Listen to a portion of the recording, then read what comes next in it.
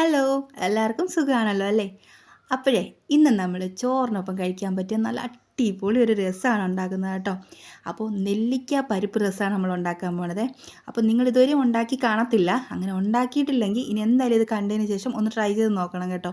ഉറപ്പായിട്ടും നിങ്ങൾക്ക് ഇഷ്ടപ്പെടും. അത്രയ്ക്ക് ടേസ്റ്റാണ്. ഇത് മാത്രം മതി മക്കളെ ചോറ് കഴിക്കാനായിട്ട്. അപ്പോൾ ഇതെങ്ങനെ ഉണ്ടാക്കണമെന്ന് നമുക്ക് നോക്കാം. അപ്പോൾ അതിനായിട്ട് നമുക്ക് ആദ്യം തന്നെ വേണ്ടത് ഇതുപോലെ കുറച്ച് സാധനങ്ങളാണ് കേട്ടോ. അപ്പോൾ 7 ചെറിയുള്ളി എടുത്തിട്ടുണ്ട്, 7 വെളുത്തുള്ളി എടുത്തിട്ടുണ്ട്, 2 പച്ചമുളക്, 1 ടേബിൾ സ്പൂണോളം കുരുമുളക്, 1 ടീസ്പൂൺ ചെറിയ ജീരകം. ഇതെല്ലാം കൂടി നമുക്കിനി ഒന്ന് ചതച്ചെടുക്കണം കേട്ടോ. അപ്പോൾ എരിവ് അനുസരിച്ച് പച്ചമുളക് ചേർത്ത് കൊടുക്കണം. നമ്മളിതിൽ മുളക് പൊടിയൊന്നും ചേർക്കുന്നില്ല. ഈ പച്ചമുളകിൻ്റെയും കുരുമുളകിൻ്റെ എരിവ് മാത്രമേ ഇതിലുള്ളൂ കേട്ടോ. അപ്പോൾ അതിനനുസരിച്ച് എരിവ് വേണ്ടവർക്ക് ചേർത്ത് കൊടുക്കണേ.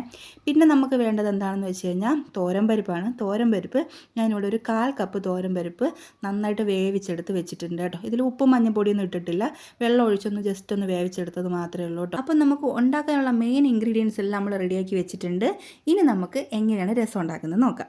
അപ്പോൾ അതിനായിട്ട് ഞാൻ ഇവിടെ ഒരു മൺചട്ടി ഒന്ന് ചൂടാക്കാൻ വെച്ചിട്ടുണ്ട്. ഇത് ചൂടായിട്ട് വന്നപ്പോൾ ഇതിലേക്ക് 1 ടേബിൾ സ്പൂൺ വെളിച്ചെണ്ണ ഒഴിച്ചു കൊടുക്കുന്നുണ്ട്. ഇനി ഈ വെളിച്ചെണ്ണ നന്നായിട്ടൊന്ന് ചൂടായി കഴിയുമ്പോൾ ഇതിലേക്ക് കുറച്ച് കടുക് അങ്ങ് ഇട്ട് കൊടുക്കും. കടുകെല്ലാം സടപടേ എന്നങ്ങ് പൊട്ടി വരും. പൊട്ടി വന്നതിന് ശേഷം നമുക്കിതിലേക്ക് ഒരു 1/4 ടീസ്പൂൺ ഉലുവ കൂടി ഇട്ട് കൊടുക്കാം. ഉലുവ ഒന്ന് മൂത്ത് പൊട്ടിയൊക്കെ വരുന്ന സമയത്ത് 2 വറ്റൽമുളക് മുറിച്ചതും പിന്നെ ഒരു തണ്ട് കറിവേപ്പിലയും കൂടി അങ്ങ് ഇട്ട് കൊടുക്കും. അതിനുശേഷം നമുക്ക് നേരത്തെ നമ്മൾ ചതച്ച് വെച്ചിരുന്ന ആ ഒരു ഐറ്റംസ് എല്ലാം കൂടി ഇതിലേക്ക് അങ്ങ് ഇട്ട് കൊടുത്ത് നന്നായിട്ട് നമുക്കിതൊന്ന് മൂപ്പിച്ചെടുക്കണം. നന്നായിട്ടെന്ന് വെച്ച് കഴിഞ്ഞാൽ കരിമുര മൂപ്പിക്കാനല്ല കേട്ടോ ഉദ്ദേശിച്ചത്. ജസ്റ്റ് ഒന്ന് ആ ഒരു പച്ചമണമൊക്കെ മാറി നന്നായിട്ടൊന്ന് വെന്തൂന്ന് മനസ്സിലാവുമ്പോൾ നല്ലൊരു മണം വരുമല്ലോ, ആ ഒരു പരുവം വരെ നമുക്കിതുപോലെ ഒന്ന് ഇളക്കി കൊടുക്കാം. അപ്പം ഞാൻ പറഞ്ഞല്ലോ, എരിവ് അവരോരോ എരിവിനനുസരിച്ച് പച്ചമുളകും കുരുമുളകും ചേർത്ത് കൊടുക്കണം കേട്ടോ. നമ്മളിതിൽ മുളക് പൊടി ചേർക്കുന്നതേ ഇല്ല. അപ്പോൾ ഇതെല്ലാം കൂടി നന്നായിട്ടൊന്ന് ഇളക്കി കൊടുത്തതിന് ശേഷം മൂത്ത് വരുമ്പോൾ നമുക്കിനി ഇതിലേക്ക് ചേർത്ത് കൊടുക്കേണ്ടത് മഞ്ഞൾപ്പൊടിയാണ്. അപ്പം ഞാനിവിടെ ഒരു 1/4 ടീസ്പൂൺ മഞ്ഞൾപ്പൊടി കൂടി ഇട്ട് കൊടുക്കുന്നുണ്ട്.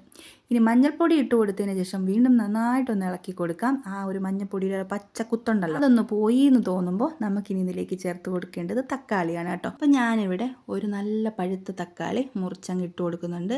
ഇനി തക്കാളിയും ചേർത്ത് വീണ്ടും നന്നായിട്ടൊന്ന് ഇളക്കി കൊടുക്കാം. 1 മിനിറ്റൊക്കെ ഒന്ന് ഇളക്കി കൊടുക്കാം. ഇത് ഒരുപാട് അങ്ങ് വെന്ത് കുഴഞ്ഞൊന്നും വരണ്ട. ആ തക്കാളിയുടെ ഒരു പച്ച സ്മെല്ലുണ്ടല്ലോ അതൊന്ന് മാറി വന്നാൽ മാത്രം മതി കേട്ടോ. ഇനി നമുക്കിതിലേക്ക് ചേർത്ത് കൊടുക്കേണ്ടത് നമ്മൾ വേവിച്ച് വെച്ചിരിക്കുന്ന പരിപ്പാണ്. അതിലേക്ക് അങ്ങ് ചേർത്ത് കൊടുക്കണം. പിന്നെ വേണ്ടത് പുളിവെള്ളമാണ്. പുളിവെള്ളവും നിങ്ങൾക്ക് എത്രത്തോളം പുളിപ്പ് വേണോ അതിനനുസരിച്ച് വേണം ചേർത്ത് കൊടുക്കാൻ. ഓരോരുത്തർക്കും ഓരോരോ ടേസ്റ്റ് ആയിരിക്കും. അപ്പോൾ അതുകൊണ്ട് തന്നെ പുളി അവരോരോ പുളിപ്പിനനുസരിച്ച് തന്നെ എടുക്കണം കേട്ടോ. അപ്പം ഞാൻ വാളംപുളി ഇവിടെ ഒരു നെല്ലിക്ക വലുപ്പത്തിലാണ് വെള്ളത്തിയിട്ട് വെച്ചിരുന്നത്. അപ്പം നിങ്ങൾക്ക് പുളിപ്പ് എത്രത്തോളം വേണോ അതിനനുസരിച്ച് ചേർത്ത് കൊടുക്കണം കേട്ടോ. പിന്നെ ഞാൻ അതിൽ കുറച്ച് വെള്ളവും കൂടി ചേർത്ത് കൊടുക്കുന്നുണ്ട്. പിന്നെ പാകത്തിനുള്ള ഉപ്പും കൂടി ഈ ഒരു സമയത്ത് അങ്ങ് ഇട്ട് കൊടുക്കുന്നുണ്ട് കേട്ടോ. അപ്പോൾ വെള്ളം കുറച്ച് അധികമായാലും കുഴപ്പമൊന്നുമില്ല. കാരണം നമ്മൾ ഈ പരിപ്പിട്ടേക്കുന്നത് കൊണ്ട് തന്നെ ആ ഒരു നല്ലൊരു കൊഴുപ്പ് കിട്ടും കേട്ടോ. ഇനി ഇതൊന്ന് നന്നായിട്ടൊന്ന് തിളച്ച് തുടങ്ങട്ടെ. തിളച്ച് തുടങ്ങുമ്പോൾ നമ്മളിതിലേക്ക് ചേർത്ത് കൊടുക്കുന്നത് നെല്ലിക്കയാണ്. അപ്പോൾ ഞാനിവിടെ 4-5 നെല്ലിക്ക ചേർത്ത് കൊടുത്തിട്ടുണ്ട്. നെല്ലിക്ക ചേർത്ത് കഴിഞ്ഞാൽ പിന്നെ നമ്മളിതിലേക്ക് ചേർത്ത് കൊടുക്കുന്നത് കായമാണ് കേട്ടോ. ഞാൻ ഇവിടെ ഒരു 1/4 ടീസ്പൂൺ കൂടുതൽ ഇട്ടിട്ടുണ്ട്. ആ ഒരു രീതിയിൽ കായവും ഇട്ട് കൊടുത്ത് നന്നായിട്ട് ഇളക്കി നമുക്കൊരു 5 മിനിറ്റ് മീഡിയം ഫ്ലെയിമിലിട്ട് ഇതൊന്ന് തിളപ്പിച്ചെടുക്കണം കേട്ടോ. അപ്പോൾ അതൊന്ന് തിളയ്ക്കുന്ന സമയത്ത് ഞാൻ നിങ്ങളോട് ഒരു കാര്യം ചോദിക്കട്ടെ, നിങ്ങൾക്ക് എൻ്റെ വീഡിയോ കണ്ടിട്ട് ഇഷ്ടപ്പെട്ടിട്ടുണ്ടോ? ഇഷ്ടപ്പെട്ടിട്ടുണ്ടെങ്കിൽ ഒന്ന് ലൈക്ക് ചെയ്യാൻ മറക്കരുത്. അപ്പോൾ ഇനിയും എൻ്റെ വീഡിയോസ് നിങ്ങൾക്ക് കാണണമെന്ന് ആഗ്രഹമുണ്ടെങ്കിൽ ഒന്ന് സബ്സ്ക്രൈബ് കൂടെ ചെയ്തേക്കണം കേട്ടോ. അപ്പോൾ നിങ്ങൾ സബ്സ്ക്രൈബ് ചെയ്തല്ലേ പിന്നെയും ഞാൻ ഇടുന്ന വീഡിയോസൊക്കെ നിങ്ങൾക്ക് നോട്ടിഫിക്കേഷനായിട്ട് വരത്തുള്ളൂ. അപ്പോൾ അത് മറന്നു പോകരുതേ. പിന്നെ നിങ്ങൾക്ക് എന്തെങ്കിലും അഭിപ്രായം പറയാനുണ്ടെങ്കിൽ അത് കമൻറ്റായിട്ട് അറിയിക്കാനും മറക്കണ്ട. അപ്പോൾ നിങ്ങൾ കമൻറ്റായിട്ട് അറിയിച്ചാൽ മാത്രമേ നിങ്ങൾക്ക് എന്താണ് പറയാനുള്ളതെന്ന് എനിക്കറിയാൻ പറ്റത്തുള്ളൂ കേട്ടോ. അപ്പം നമ്മുടെ രസം ഇതുപോലെ നന്നായിട്ടൊന്ന് തിളച്ച് വന്നിട്ടുണ്ട്. ഒരു 5 മിനിറ്റൊക്കെ ആയിട്ടുണ്ട്. ഈ ഒരു സമയത്ത് ഞാൻ കുറച്ച് മല്ലിയില കൂടി അങ്ങ് ഇട്ട് കൊടുക്കുന്നുണ്ട്. സംഭവം തീർന്നു.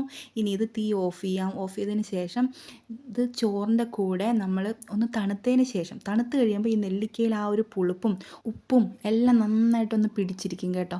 അപ്പോൾ അത് ആ നെല്ലിക്ക മാത്രം എടുത്ത് കഴിക്കാനും ഭയങ്കര ടേസ്റ്റാണ്. അപ്പോൾ ട്രൈ ചെയ്ത് നോക്കിയിട്ടില്ലാത്തവർ ഇനി എന്തായാലും ചെയ്ത് നോക്കണം കേട്ടോ. അപ്പോൾ ഇനി അടുത്തൊരു വീഡിയോ ആയിട്ട് നമുക്ക് വീണ്ടും കാണാവേ.